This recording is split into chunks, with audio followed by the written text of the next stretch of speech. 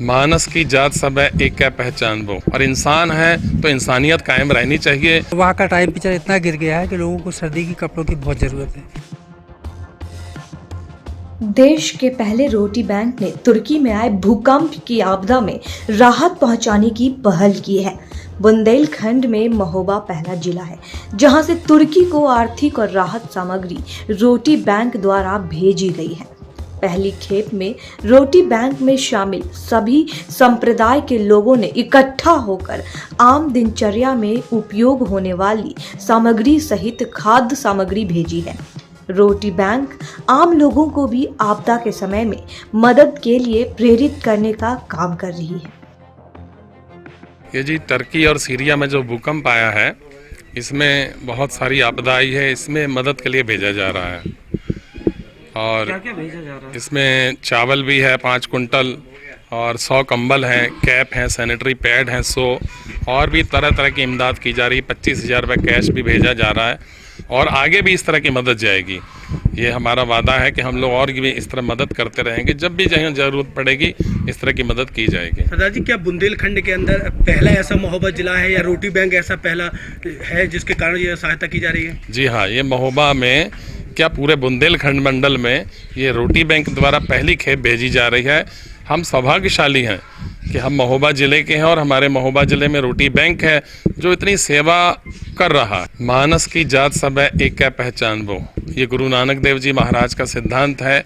धर्म हमारा कोई भी हो, सबसे पहले हम इंसान हैं, और इंसान है तो इंसानियत कायम रहनी चाहिए। अगर इंसानियत कायम नहीं है तो हमारे ज़िंदगी प्राप्त करने का कोई महत्व नहीं है, कोई अकर्त है ये जीवन। सरदार जी, क्या आने वाले समय पे और भी राहत खेप भेजने का विचार आप लोगों का है? जी जी, ज़रूर ज़रूर, अगले संडे में भी कुछ जाएगी राहत, और जितनी संभव होगी ज़रूर सेवा की जाएगी। टर्की में जो दैवीय आपदा आई है उसमें इंडियन रोटी बैंक के द्वारा, महोबा के द्वारा भेजी जा रही है। वहाँ एम्बेसी में मुट्टन चच्चा की बात हुई है, तो ये वहाँ एम्बेसी जाएगी, एम्बेसी से टर्की जाएगी।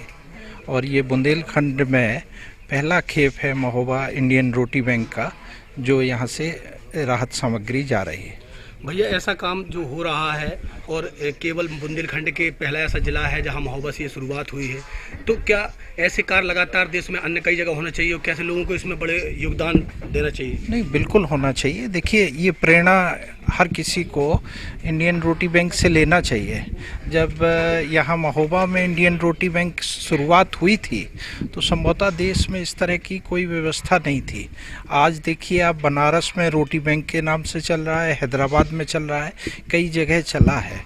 तो ये महोबा जो का रोटी बैंक है, ये देश में अन्य जगहों के लिए बहुत ही प्रेरणा स्रोत है, और ये अपने उत्तर प्रदेश और बुंदेलखंड के लिए बहुत बड़ी चीज़ है कि पहली खेप इंडियन रोटी बैंक महोबा के द्वारा भेजी जा रही है। और ये प्रेरणा लेके सब लोग आगे काम करेंगे। जितनी संस्थाएं हैं, जब पंजाब हरियाणा के लोग भेज रहे हैं, और यहाँ का प्रेरणा लेके सभी लोग सहयोग करके अगली खेप भी जल्दी भेजेंगे। सामग्री में क्या क्या भेजा जा रहा है? इसमें वहाँ की ज़रूरत के हिसाब से कंबल हैं, चावल है, वूलन कैप हैं, इस तरह की पूरा पैक बना के पैक करा के भिजवाया जा रहा है। भैया, क्या लगता है कितनी राहत दे पाएगा ये सामान? देखिए, ये राहत वहाँ की ज़रूरत के हिसाब से है, जितनी क्षति हुई है उसके हिसाब से कम है, संक्षिप्त है, लेकिन ये प्रेरणादायक है। ये मात्रा को आप वो नहीं कर सकते, ये प्रेरणा है, एक शुरुआत है।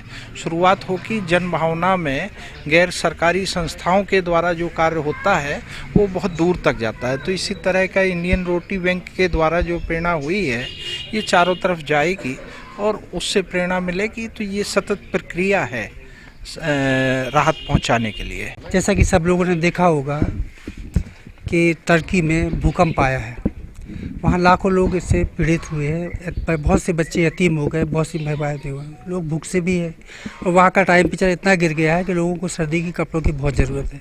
इसका उनका दर्द रोटी बैंक के सदस्यों ने महसूस किया, उसको जाना, उनके आंसू के साथ हुए, क्योंकि हम भारतीय थे, और भारत का हमेशा संदेश रहा है विश्व बंधुत्व का, और भारत विश्व बंधुत्व देता रहा है। पूरे संसार के लोगों का दर्द अपने दिल में सहता है, उनके साथ रोता है। उसी चीज़ को जानते हुए हम लोगों ने तुर्की को भेजने का फैसला किया। इसमें हमारे 100 कंबल, 5 क्विंटल वनस्पति बासमती चावल, 450 सैनिटरी पैड, 100 ग्राम टोपी, 100 ग्राम बोझी और 25,000 रुपये हम लोगों ने पहले ही कैश भेज दिए। जी हमारा कल जी सामान चला जाएगा और अगर वहाँ से कोई डिमांड आती है, कोई ऐसी चीज़ आती है तो हम लोग फिर कोशिश करेंगे कि जाए।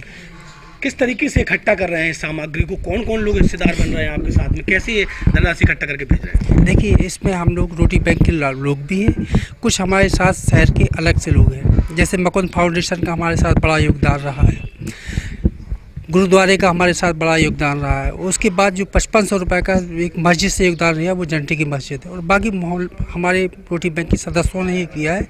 आम पब्लिक से हम पैसा करते नहीं हैं, हम लोग इतने सक्षम है कि कर सकें। समाज को क्या संदेश देना चाहते हैं इस कार्यक्रम के माध्यम से? समाज को हम ये संदेश देते हैं कि सबसे पहले हम भारतीय और इंसान हैं, हम दूसरे के दिलों को दर्द को जाने, उनके दुखों को सहे, उनके आंसुओं को जिए। हमें मालूम होना चाहिए कि एक इंसान को जब विपदा आती है तो वो किस तरह से यतीम व मिस्कीन हो जाता है, उसे किस किस चीज़ों की, तो उसके दर्द को जानेंगे तो हमारे अंदर मानवता पैदा होगी, दया पैदा होगी और वो दया, वो मानवता, वो प्रेम हमसे वो काम स्वयं करा लेगा और स्वयं वो सामर्थ्य पैदा करेगा कि वो कार्य हो जाएगा। चाचा ये बुंदेलखंड का जो ये कार्य हो रहा है ये सबसे अनोखा कार्य है, क्या पहली बार हुआ है ऐसा महोबा से? देखिए महोबा का तो हमें इतिहास पता नहीं कि पहली बार हुआ है, लेकिन हाँ रोटी बैंक की तरफ से ये पहली बार हो रहा है बुंदेलखंड में। उसके पहले लोग क्या करते रहे वो लोगों को पता होगा। आज जो है वो रोटी बैंक जो आपके सामने आप लोग भी जानते हैं कर रहे हैं वो आप। भूखों को भरपेट भोजन उपलब्ध कराने वाले रोटी बैंक की इस पहल की हर कोई सराहना कर रहा है। एक कार्यक्रम के माध्यम से इकट्ठा की गई सामग्री को आज दिल्ली स्थित तुर्की दूतावास में भेजा जाएगा, जहां से उक्त राहत सामग्री तुर्की में भूकंप पीड़ितों तक पहुंचाई जाएगी।